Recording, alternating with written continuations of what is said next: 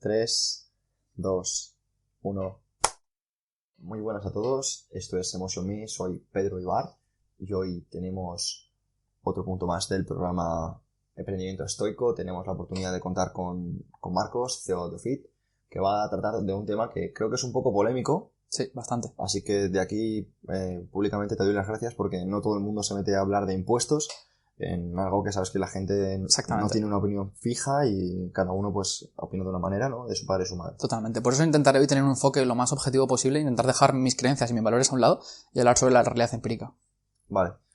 Vamos a dividirlo de la siguiente manera para que alguien se haga una idea, y es un poquito hablar de la historia de los impuestos de manera objetiva, cuándo aparecen, si siempre han habido, por qué aparecen, luego quién empezó pagando esos impuestos, la transición de esos impuestos. Vale. Y luego vamos a hablar un poquito de qué sucede si no hay impuestos, quién pagaría carreteras, embalses, presas, etcétera. Vale. Vamos a hablar de la eficiencia y la efectividad de dónde van, y vamos a hablar de por qué las personas deben pagar impuestos, o por qué no deberían, o por qué deberían pagar tanto o tanto otro, ¿vale? Vale. Entonces, vamos a por ello. Empezamos con la historia, si te parece. Vale, empezamos por el principio. Eso es. Básicamente, la historia de los impuestos es la historia del Estado. O sea, los Estados se financian mediante pagos forzosos. Eso es la realidad, pero se llaman impuestos y no voluntarios. Entonces, ¿cuándo surge el Estado? Porque al final van de la mano. Pues el Estado, hay una teoría en sociología que se llama la teoría predatoria del Estado, que defienden autores como Gaetano Mosca y Alexander Rostow, en un libro que se llama Freedom and Domination, que me gustan bastante, y lo que te viene a decir que esto se llama teoría predatoria del Estado, para que si lo queréis buscar en Google. Y lo que viene a decir es que el Estado es una banda de bandidos que conquista un territorio y lo que hacen es poner impuestos. Es decir, voy a ofrecerte defensa, como la mafia, y a cambio me vas a hacer un pago. Históricamente ha sido el 10% normalmente, ¿no? Me das el 10% de todo lo que produzcas.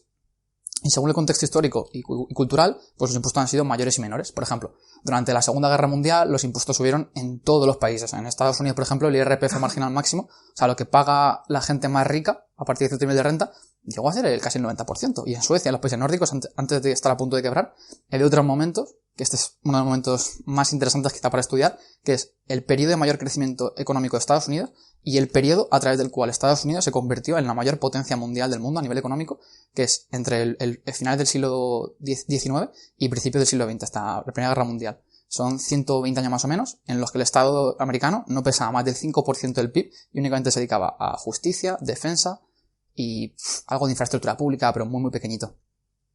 O sea que, digamos que los impuestos empiezan básicamente a nivel serio, digamos, exactamente, en este siglo, ¿no? El siglo pasado, perdón. Totalmente. Ningún monarca cobró históricamente más de un 5% de impuestos. Esto es algo súper curioso. Dices, hostias, cuando éramos súbditos, ¿no?, de alguien, nos cobraban el 5%, y ahora que no somos súbditos y somos ciudadanos, históricamente pagamos el 50%. Joder, pues no sé qué prefiero ser, honestamente. No sé quién es más súbdito, si en el que paga el 50 o el 5. O sea, te refieres, para la persona que a lo mejor lo esté escuchando, que cuando había estamentos, cuando había clases sociales... Cuando había monarcas autoritarios que decían sobre tu vida y no había independencia judicial y ese tipo de cosas, se pagaban 10 veces menos impuestos prácticamente. Y eso no puede ser que fuese porque haya personas que ganaban poco, o sea, y entonces no se... Por supuesto, o sea, es un gran motivo. Esto está demostrado empíricamente y podéis observarlo. Hay países en África que tienen una presión fiscal del 12%, y dices, joder, menudo paraíso liberal, ¿qué cojones? Que los derechos de propiedad son un desastre en ese país, no hay independencia judicial, las instituciones están corrompidas, pero no pueden cobrar más dinero porque la gente es pobre y, esto es muy importante, los impuestos los pagan, ¿quién? Quien no se puede escapar. Muchas veces dicen, la gente suele decir, los ricos no pagan impuestos, no es que no paguen, sino que tienen más medios, tanto intelectuales y financieros, para simplemente no pagarlos. Entonces se pueden ir. En cambio, la gente trabajadora no. Ahora hablaremos un poquito de eso porque siempre se dice que los ricos pagan pocos impuestos, que digamos que buen mito. Podrían pagar mucho más, pero que están pagando poco. Bueno, creo que eso vamos a tocarlo después. Y me gustaría que hablaras de, hoy por hoy, ¿quién paga impuestos? ¿Cómo va esto? Vale, pues... ¿Cuánto pagamos nosotros? ¿Cuánto paga Marcos? ¿Cuánto paga Pedro? ¿Cuánto paga mi madre? ¿Cuánto paga mi tía? Vale. ¿Cómo va esto? Vale, la mayor parte de la gente suele pensar que la mayor parte de la carga tributaria en un país, por ejemplo en España, la pagan los ricos, ¿no? Y por eso, por ejemplo, el IRPF surgió en España en el 33, con la Segunda República, y es súper gracioso, porque es como, vamos a crear un impuesto para los ricos. Entonces lo que hicieron fue crear el IRPF y crear un mínimo exento súper alto. Entonces solo pagaba cierta gente. Creo que era la gente que que ganaban más de 100.000 pesetas. Al año siguiente, ¿sabes qué hicieron? Bueno, como los gastos han aumentado, va a haber que bajar ese mínimo exento a 70.000 pesetas. Entonces, el truco de los impuestos a los ricos consiste en decir, van a pagar los ricos. Y cuando no da el dinero con los ricos, se lo ponen a todo el mundo. Y todavía la gente no se puede quejar. Tan fácil como eso. Es como la magia. Brutal. ¿Y cómo ha sido eso de esa transición de ricos a pobres? Sí. ¿Por qué empezó a las clases altas, a las personas que más ganaban, etcétera? Básicamente, y ahora mismo pagamos todos tantos impuestos, porque creo que los datos que comentaste en el último podcast eran que llegábamos a tributar, digamos, el español medio, más de un 50% de lo que ganamos. O sea, lo que se llama la cuña fiscal, que es cotizaciones sociales más IRPF, en España es entre el 45 y el 50% más o menos, o sea que es prácticamente la mitad de lo que ganas. Y luego métele impuestos especiales, impuestos económicas, impuestos de patrimonio en algunas comunidades, IBI, en fin, impuesto de la luz, o sea, es que, vamos, es un no parar. Y de hecho, mucha gente dice, en España se pagan pocos impuestos. Y dices tú, ¿ah, sí? Te miras la presión fiscal y dices, hostias, estamos en la media de la OCDE, que son los países desarrollados. Y dices, bueno, sí que es verdad que ahí están países como México, Argentina, que no son muy desarrollados, y dices, bueno, pues a lo mejor puede ser cierto. ¿Cuál es la trampa de todo esto? Esto es muy importante que lo entendáis en casa. En España, muy poca gente paga impuestos. Y esto quiero matizar. En España, el porcentaje de la población activa, o sea, de la gente mayor que puede trabajar, es muy pequeño respecto a otros países como Dinamarca, Finlandia, Gran Bretaña, Estados Unidos. En España, la población activa es en torno al 65%. En Estados Unidos y países es el 80%. ¿Qué quiere decir esto? Que nosotros pagamos muy pocos, bueno, menos impuestos que la media quizá en total, pero cada persona que paga impuestos paga mucho más. Y esto es muy importante entenderlo, porque es lo que se llama el esfuerzo fiscal. ¿Cuánto te cuesta a ti contribuir al Estado, digamos? Y nuestro esfuerzo fiscal, atentos en casa, es de 10, y el de Dinamarca, Suecia, está en 8, el de Nueva Zelanda también está por allí, y hay otros ejemplos, como por ejemplo Reino Unido, que tiene 6, Japón, que tiene 5, Canadá, que tiene 5, Corea del Sur, que tiene 4, y Noruega, que tiene 4. Entonces, si te quieres parecer a esa lista de países, quizá el esfuerzo fiscal debería reducirse. ¿Cómo puede reducirse? Aumentando el número de gente que paga impuestos, por ejemplo, reduciendo el paro, o haciendo reformas estructurales que aumente la cantidad de gente que trabaja. Esto podría ir hilado con que paguemos las personas autónomas unos impuestos obligados tan altos. Exactamente. O sea, la idea básica que quiero que te lleves a casa, después de escuchar este podcast, es yo podría pagar menos impuestos como individuo si hubiera más gente que colaborase a la caja común, por decirlo de alguna forma. Entonces, podríamos gastar lo mismo en sanidad, en educación, en todas las partidas que consideramos súper importantes, podríamos pagar menos sin que eso fuera perjudicial para el Estado.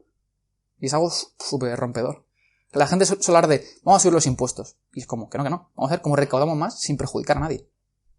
Pero, ¿cómo se puede hacer eso? Porque parece que suena muy, muy idílico y muy guay, y creo que muchas personas querrán saber un poquito más, ¿no? Pues, básicamente, la idea básica es que tienes que aumentar la productividad de la economía y aumentar la competitividad. Y eso pasa por reformas estructurales. ¿Cuáles son estas reformas? Pues, por ejemplo, antes te comentaba que los países nórdicos en los años 90 se olvidaron de todo esto que estoy comentando y vamos a comentar. Y lo que hicieron fue subir muchísimo la presión fiscal, sobre todo a las clases medias y altas. ¿Qué hicieron las altas? Irse en la medida de lo posible o trabajar menos. Consecuencia, empezaron a recaudar menos a pesar de no parar de subir los impuestos. En un contexto en el que los gastos no paran de aumentar porque es un irresponsable y los ingresos están estancados, pues no puedes financiarte mediante deuda eternamente. ¿Qué pasa? Que entraron en quiebra y tuvieron que hacer reformas súper duras, digamos. Por ejemplo, ¿qué reformas hicieron? Introdujeron el sistema de cheque escolar, que básicamente lo que permite es que todas las familias elijan libremente a qué colegio llevar a su hijo. Otras reformas que hicieron, liberalizar el mercado laboral. En Dinamarca, Finlandia, el despido es prácticamente libre. O sea, cuando nos queremos parecer a los países nórdicos, muchos políticos solo quieren parecerse lo malo. Y luego, por ejemplo, otra cosa que muy poca gente sabe es que en los países nórdicos, por ejemplo, los profesores de la educación pública ganan mucho menos que en España. Los profesores de la escuela pública, creo que lo comenté en el podcast inicial que hicimos, pagan, o sea, están mejor pagados que en Dinamarca, que en Finlandia, que en Suecia, en relación a la renta per cápita media del país. Y en Estados Unidos pasa muy parecido.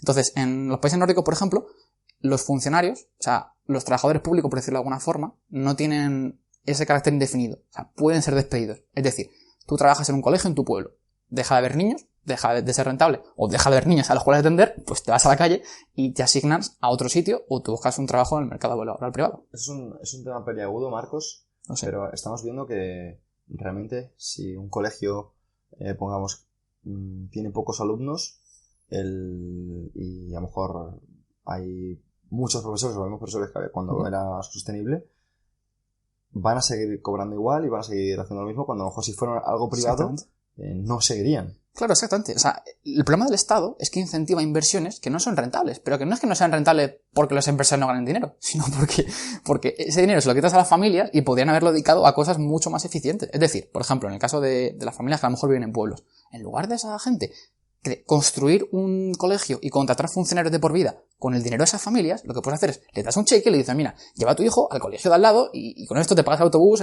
con todos los de clase. Entonces surgirán alternativas mucho más eficientes. O tu hijo estudiaría desde casa, que no pasa nada, que es una alternativa igual de viable, que parece que tenemos un complejo con la educación pública que solo puede ser física. Y es como, oye, que a mí me das 10 millones de euros y te monto una plataforma educativa con los mejores profesores en cada materia del país y los niños del barrio de Entrevías en Madrid o Vallecas tendrían mejor educación que los del barrio del Retiro. Pasa que falta voluntad política.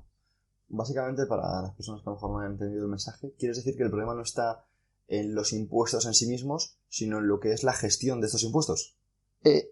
Mi tesis es que hay dos problemas. Uno, que los impuestos son injustos de por sí y que los que estamos pagando ya son demasiado. Entonces podríamos, sin tocar el estado actual, disminuir el esfuerzo fiscal por habitante. Entonces hay dos problemas. Los impuestos son incorrectos, son malos, o sea, no hacen feliz a nadie, reducen el bienestar de la gente, y por otro lado no funcionan.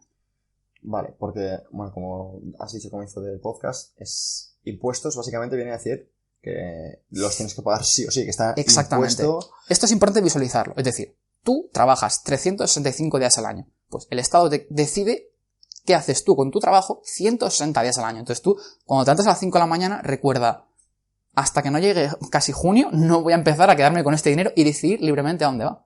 O sea, muchas veces se suele acusar a la gente que piensa como yo, que cree que menos impuestos haría que la sociedad prosperase más y hubiera más oportunidades para todos, de, joder, pero es que tú no quieres que la gente vaya al colegio, o tú no quieres que se paguen pensiones, y es como, pero ¿por qué asumes que soy mala persona o que quiero que a la gente le vaya mal? Todo lo contrario, quiero que prospere más. De hecho, esto por favor quiero que le detalles un poquito más, porque la gente a lo mejor se queda con que si no hay impuestos, no hay carreteras. Si no hay impuestos, no hay embalses. Si no hay impuestos, no hay hospitales. Exactamente. ¿Y cuál es tu visión? ¿Cómo? Y lo entiendo porque han vivido en una sociedad en la que los últimos 100 años el Estado ha jugado un rol creciente y no entienden que hay otras formas alternativas de proveer ese mismo bien o servicio. Por ejemplo, en Suecia, país socialdemócrata, gasto fiscal, presión fiscal de en torno al 50% del PIB, 2/3 de las carreteras son privadas. Sí, 100% privadas. O sea, las carreteras privadas existen hace muchísimo tiempo. Y de hecho, hay un economista muy importante, muy influyente, y no es liberal, por cierto, que se llama Joseph Schumpeter. Fue el acuñador del término destrucción creativa, que básicamente hace referencia a que el capitalismo consiste en destruir modelos de negocio anteriores y, por ejemplo, te coges el IBEX 35 hace 20 años y te das cuenta que no hay ninguna empresa igual prácticamente. En el caso, decía este Joseph Schumpeter porque decía en un libro que creo que se llama Economía de Estado, en el que dice básicamente que todo lo que provee el Estado actualmente lo ha proveído antes el sector privado. Y es una idea que no debemos olvidar nunca. Entonces, si ahora mismo quisiéramos eliminar impuestos, ¿cuánto afectaría a las personas que tienen un trabajo como funcionario? Vale, no tiene por qué afectar negativamente a corto o medio plazo. O sea, la idea de esto es que las reformas estructurales tienen que ser pensadas a 40 años vista. Por ejemplo, tú no puedes de la noche a la mañana reducir el gasto de pensiones, o sea, no es una opción. Entonces, ¿qué haces? Haces como ocurrió en Chile con la dictadura de Pinochet o haces como ocurrió en Gran Bretaña en los años 80, que hace una transición a 30 años hacia un modelo en el que sea mixto. Que el Estado, por ejemplo, da una pensión subsidiaria para que la gente sobreviva o subsista y, digamos, el trabajador se capitaliza, ahorra parte de su trabajo y lo mete en una hucha. Y en esa hucha puede tener acciones, puede tener pisos, puede tener lo que quiera. Y de hecho, un dato muy curioso sobre el tema del sistema de pensiones, si tú cogieses todo lo que pagas a lo largo de tu vida laboral en forma de cotizaciones sociales, igual, pagos forzosos, aunque no son impuestos técnicamente, al Estado, y lo invertieses en cualquier índice bursátil, acabarías tu vida laboral con 1 millón de euros consiguiendo un 8% de renta anual, que es algo razonable. Entonces, mi tesis es que la gente no es millonaria porque el Estado te quita gran parte de tu trabajo. Bueno, Marcos, como lo que estás comentando creo que es muy delicado, sí. Me gustaría sintetizarlo o matizarlo, por si acaso lo estoy entendiendo mal. ¿Vale? Tú estás diciendo que si las personas, en lugar de pagar al Estado para tener pensiones en el futuro, el dinero que están dedicando de manera impuesta lo dedicasen a fondos de inversión. Exactamente. podrían Por tener supuesto. mejores pensiones Por de las que van supuesto. a tener. No solo tendrían muchísimas mejores pensiones, sino... ¿Cuánto es muchísimo, Vale, Marcos? Porque te pongo un ejemplo. Vamos a comparar dos sistemas, ¿vale? Que son antagónicos. El sistema de pensiones chileno actual y el sistema español actual. Son los dos, son como enemigos, por decirlo de alguna forma. El sistema de pensiones chileno es el trabajo de ahorra un 10% de su salario todos los meses, hasta que se jubila. En España es el 30 y pico por ciento y son completamente distintos. El de España se llama de reparto. Y lo que hace es, todo el mundo mete dinero en un hecho común, no hay nada ahorrado y se reparte entre los jubilados. El chileno es, Pedro Ibar ahorra todos los meses y eso, cuando te jubilas, lo sacas. Vale, pues vamos a ver cómo han funcionado históricamente y qué resultados han dado, que esto es lo más importante. Primero de todo, el chileno es mucho más justo. ¿Por qué? Porque se basa en aportaciones que son voluntarias, que te las quedas tú mismo además. O sea, que le das la libertad a las personas y eso siempre es positivo. Y por otro lado, funciona mucho mejor. Y esto es quizás lo que más a la gente le choque. Para medir la eficacia de un sistema de pensiones, hay una cosa que se llama tasa de reposición. ¿Qué es? Es, tú cuando te jubilas, ¿qué porcentaje de tu salario anterior vas a cobrar? En España es en torno al 80%. ¿Sabéis cuánto es en Chile? El 40%. Dices, vaya mierda de sistema, tío. Y yo te diría, vale, pues si en lugar de los chilenos aportaran un 10%, todos los meses aportaran un 30%, tendrían una tasa de reposición del 120%. 120% con el sistema chileno versus 80% en España. Y esto teniendo en cuenta que el sistema de pensiones español está tentado a quebrar porque los gastos van a aumentar un 8% anual durante 30 años. Dime tú quién soporta eso. Y el chileno es sostenible porque lo que la gente ha ahorrado es lo que tiene. O sea, estás diciendo que o se hace algo de manera inmediata o puede pasar como en Rusia, que cuando las personas se jubilan necesitan un segundo trabajo para poder llegar a fin de mes. Exactamente. Y de hecho, los políticos, el problema es que como piensan a 4 años vista, por sus menos incentivos, no van a hacer ninguna reforma estructural. De hecho, el PP la hizo en 2013 y el PSOE lo que ha hecho ha sido revertirla. Entonces, vemos que es un poco, uno quiere comprar votos y otro hacer un poco más de reformas estructurales y tampoco le dejan. Entonces, bueno, esto va a ser algo que va a estallar a la gente en la cabeza. O sea, puede ser, porque yo a nivel de política estoy un poco perdido, pero por lo que estoy viendo que el tema de que estar sometido, la economía que esté sometida a una base política hace que no se pueda prosperar porque la gente está más pendiente de mantenerse en el Pero poder por muchísimos motivos. que en seguir adelante. Exactamente. Por ejemplo, el sistema de pensiones público tiene muchísimas consecuencias negativas sobre la sociedad. Una de ellas, ¿cuál es? Que la gente no ahorra. ¿Para qué voy a ahorrar si papá Estado me va a garantizar en mi futuro? Entonces, ¿qué hace la gente? No ahorra. Si la gente no ahorra, no tiene dinero para montar empresas. Si no montas empresas, no generas empleo y no aumenta la productividad. Y así es como los países se empobrecen. Eso por un lado. Y por otro lado, que al final te das cuenta que cuando un político gestiona el dinero de muchísima gente que no conoce nada, y encima no es su dinero, el incentivo es a, venga, vamos a repartir este dinero entre la gente que no ha trabajado. Entonces aumentan mucho los gastos, pero claro, luego cuando aumentan más aún los gastos, pues a ver quién los paga. Vale, Marcos. Pues vamos a seguir con este tema y vamos a enfocarnos sobre todo en por qué esto no lo dejamos en que lo paguen los ricos. Porque al fin y al cabo, si los ricos tienen más dinero, Marcos, lo lógico sería que pagasen más. Totalmente de acuerdo. Entonces, la idea básica es que no hay suficientes ricos para pagar ni una fracción del gasto actual del Estado un año. Es decir, tú te coges al 1% más rico de España, le expropias el 100% de lo que tiene. ¿Cuánto es el 1% más rico de España? ¿Cuántas personas pueden ser? 20.000 personas, 30.000 personas. Hablamos de muy poca gente, pero no importa tanto el número. Para que veas que hay muy pocos ricos en España, por desgracia. Ojalá hubieran mucho más como en Estados Unidos. El problema es que si les expropias el 100% de lo que tienen, recauda 60.000 millones, ¿vale? El gasto del Estado al año son casi 500.000 millones. Entonces, 60.000 millones, 500.000 millones. Tienes expropiándole a todo el mundo, a los más ricos, que, por cierto, nadie más invertirá en tu país, desde luego, yo no sé vosotros. Eso vamos a dejarlo claro, o sea, tú estás diciendo que si a los ricos les quitas... Le robas todo lo que tiene, no tiene ni para pagar prácticamente 3 meses de gasto público. O sea, vale. Y por otro lado, harías que la gente que tiene el incentivo de traer dinero a España no lo haría porque se lo quitan, ¿no? Por supuesto que no. ¿Para qué voy a invertir dinero en un país en el que me van a quitar todo lo que tengo? Nadie hace eso. Por eso Argentina, cuando quebró en 2002 con el corralito, pues nadie más invirtió en ella. Eso puede ser a lo mejor lo que está alejando a empresas como Google, como Amazon, muchísimas, de traer sedes a España. Exactamente. Es que los impuestos son un castigo. Siempre se lo llevan a Portugal o se lo llevan a Irlanda. Exactamente. De hecho, es lo de siempre. ¿Por qué la mayor parte de los ingresos del Estado vienen de las clases medias y las clases bajas? Porque es la gente que no se puede escapar y porque es la mayoría de la gente. O sea, ojalá hubiera en lugar de 20.000 súper ricos, hubiera 500.000 y hubiera más donde sacar. De hecho, por ejemplo, en California, como hay tantísimos multimillonarios, el Estado consigue muchos recursos sin castigar tanto a las clases medias. Pero es que no es el caso de España. Bueno, entonces, la clave está en subir los impuestos a las clases bajas. La clave está en que todo el mundo pague lo mínimo posible para que todos podamos prosperar y maximizar la igualdad de oportunidad de todos. Y eso pasa por mucha libertad y por poco Estado. Entonces, ¿cómo vamos a prosperar si bajamos los impuestos a las clases altas y bajamos los impuestos a las clases bajas? Hay que bajarse a todo el mundo. Es la única forma de prosperar y de hecho es la mejor históricamente. Es lo que te decía de Estados Unidos. O sea, esos 120 años de historia económica, que no me parece poca cosa, es el mayor periodo de crecimiento. Pero vamos, que no tienes que ir a Estados Unidos hace 100 años. Tú te coges, por ejemplo, los países líderes, ¿qué presión fiscal tienen? Estados Unidos, Nueva Zelanda, Suiza, Singapur, Hong Kong, Australia, Japón incluso, tienen menor presión fiscal que España. ¿Te quieres parecer a esos países? Pues es un modelo perfecto, no sé por qué son malos. Pero entonces, digamos que, yo te lo digo desde la ignorancia, no lo sé, ¿por qué España tiene uno de los mejores sistemas sanitarios del mundo y es público? Es un muy buen mito eso también. La OMS, la Organización Mundial de la Salud, hizo un ranking en el año 2000 y básicamente España aparecía como el 10º mejor sistema sanitario del mundo. El 9º es el de Andorra, que es privado por cierto, y Singapur estaba en siguiente, que es el sistema sanitario del mundo más barato y que mejor calidad da. O sea, cuesta la mitad al contribuyente de media que el español, la mitad, y encima da mejor servicio. ¿Cómo funciona? Aseguradoras privadas y el que no tiene dinero se lo subvenciona el Estado. Lo de siempre, competencia, innovación. Si es que esto al final es muy sencillo.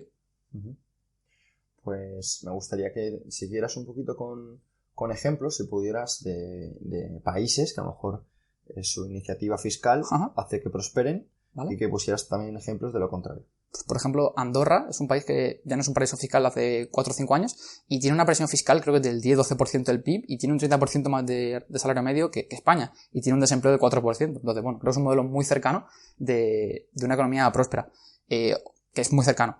Y la gente dirá, bueno, pero es que Andorra es un país muy pequeño. Entonces yo te diría, bueno, pues Suiza tiene 8 millones de habitantes y tiene una presión fiscal que es del 20% del PIB, 25%, y con salarios medios del doble o el triple que los españoles. Entonces, blanco y en botella. O sea, hay muchísimos ejemplos. Lynches tienes otro ejemplo, como te decía, Estados Unidos, Nueva Zelanda, Canadá.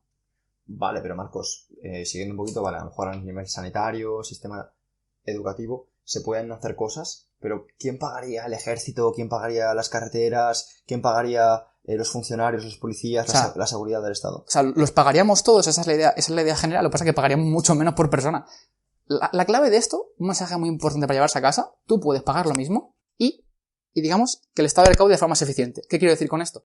El Estado puede recaudar la misma cantidad de dinero sin perjudicar tanto la actividad económica. Por ejemplo, no es lo mismo tener un IVA del 25% tipo único y que eso sea tu principal fuente de ingresos que tener un IRPF del 90%, porque entonces nadie va a trabajar y entonces el país se va a la quiebra.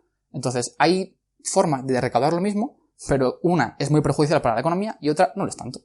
Vale, entonces, para que me quede un poquito claro, si los impuestos son más bajos, lo que estamos consiguiendo es que mayor prosperidad económica. Las personas tengan la posibilidad de ahorrar más. Exacto. Para poder crear empresas. Exactamente, para poder invertir más. Fomenten el trabajo. Exactamente. Y cuando la economía se capitaliza, aumenta la productividad y eso hace que aumenten los salarios en un mercado laboral competitivo. Vale. Entonces es la única forma que hay de prosperar. El resto es repartir la miseria y hacer promesas para ganar votos. Vale, porque puede ser, o algo que creo que me has comentado, o recuerdo que me hayas comentado fuera de micros, que al fin y al cabo cuando nosotros vemos que un ayuntamiento o que una comunidad pues ha hecho cierto aeropuerto y está genial, o ha puesto un parque y está genial. Es un tema de incentivos, es lo que comentábamos antes. Y ha puesto una fuente que está genial, lo que nos estamos viendo es que tal vez se lo hayan quitado a una persona o a un grupo de personas. Exactamente. Margaret Thatcher, que es una política de Reino Unido, que lo que hizo básicamente fue rescatar al país de la quiebra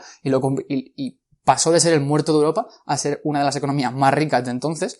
Solía decir que el Estado no tiene dinero si no se lo quita a otra persona. Y sé que esto parece una frase obvia, pero muy poca gente entiende esto. O sea, cuando la gente dice, hay que aumentar el gasto en educación un 10% para parecernos a no sé qué país que se han inventado o que solo quieren copiar lo malo, no entiende que eso va a tener que pagarlo él. O sea, lo que quiere en realidad es coger el dinero de otras personas y dárselo a otras personas. Y eso se llama robar. Es como dice Javier Milei, un economista argentino que me gusta mucho, que se presenta a presidente, decía que eso es como ser puto con el culo ajeno. Y es verdad. Buen resumen. Pues creo que con esa frase podemos cerrar. ¿Algún mensaje que te gustase transmitir? Sí, otro punto muy importante que me gustaría que la gente se quedase es el tema de la incidencia fiscal. Menudo palabrejo, ¿esto qué significará?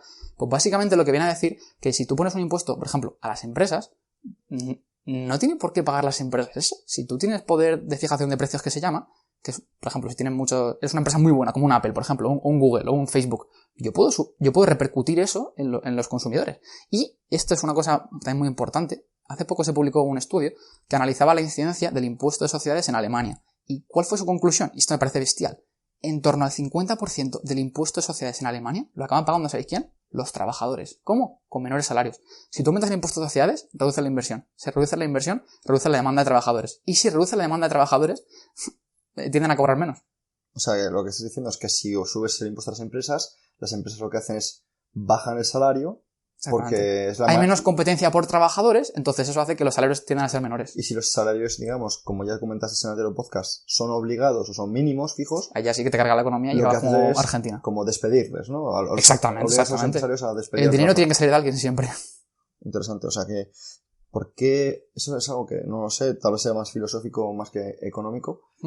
¿Por qué entonces, sabiendo todo esto, porque yo creo que si un chaval de... Parece muy claro, ¿no? Un chaval de 23 años es capaz de darse cuenta de que los impuestos altos matan a la economía, ¿por qué los políticos no lo hacen? O sea, ¿qué es una conspiración? ¿Cómo va esto? En realidad es algo cultural, o sea, es un poco como que los medios de comunicación, las películas, tu familia, el entorno cultural, piensa que es lo correcto, porque todo el mundo anteriormente pensaba eso y en la escuela te enseñan eso.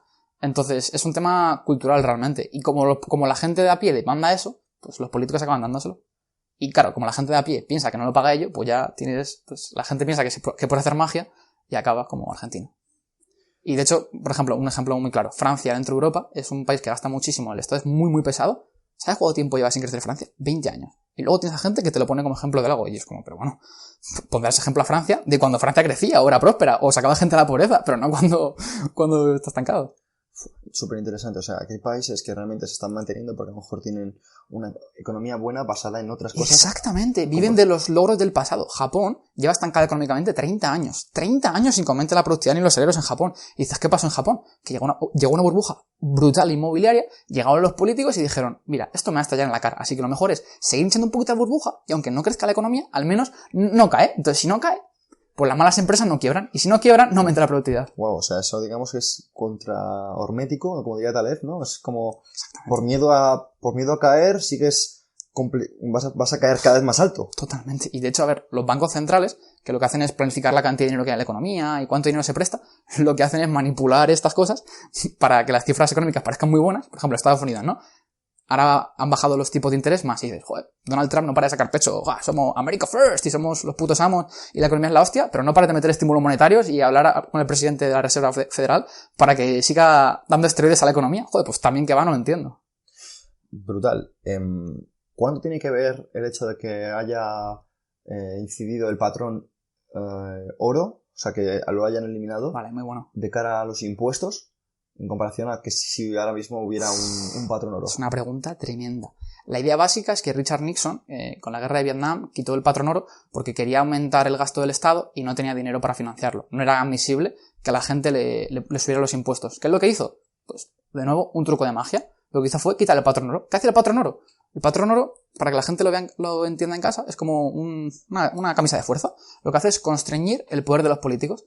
Entonces, antiguamente, hace 50 años, cada dólar estaba respaldado por su valor. A partir de 1973, pues aquí exactamente. Se rompe eso. ¿Qué hace eso? Que los políticos puedan gastar más. ¿Cómo? Generando inflación. ¿Qué es la inflación?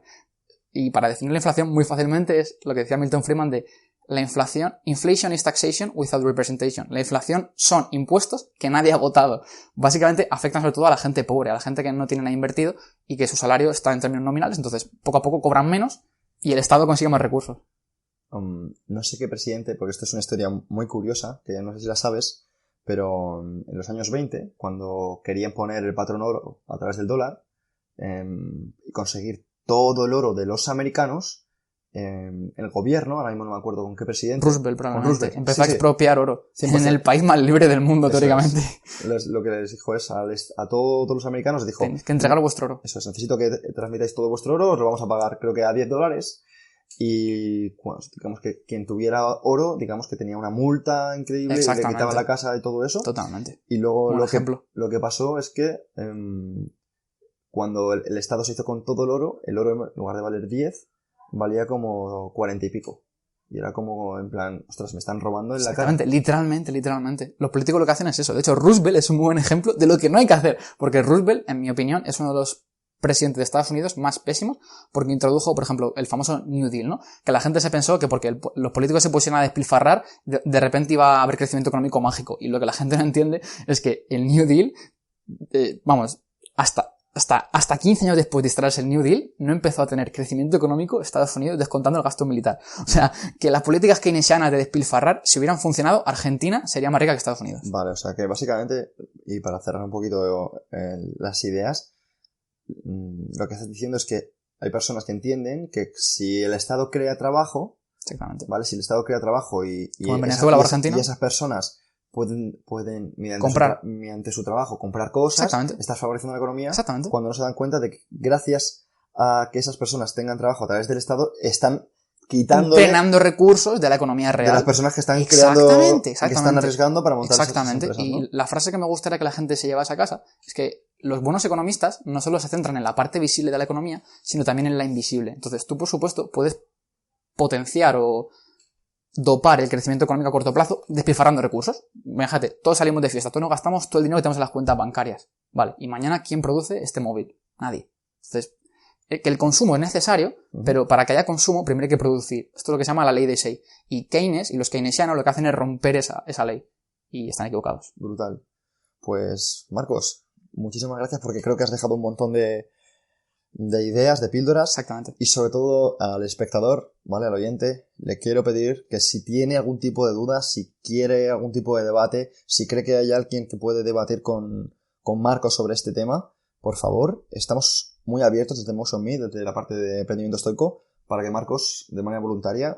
exactamente. Si queréis profundizar en algún tema en concreto, como sistema de pensiones, sistema sanitario, sistema educativo, o hacer algún debate, contad conmigo. Perfecto, pues desde aquí una vez más gracias, Marcos. Placer a vosotros. Un placer, tío. Gracias por traerme.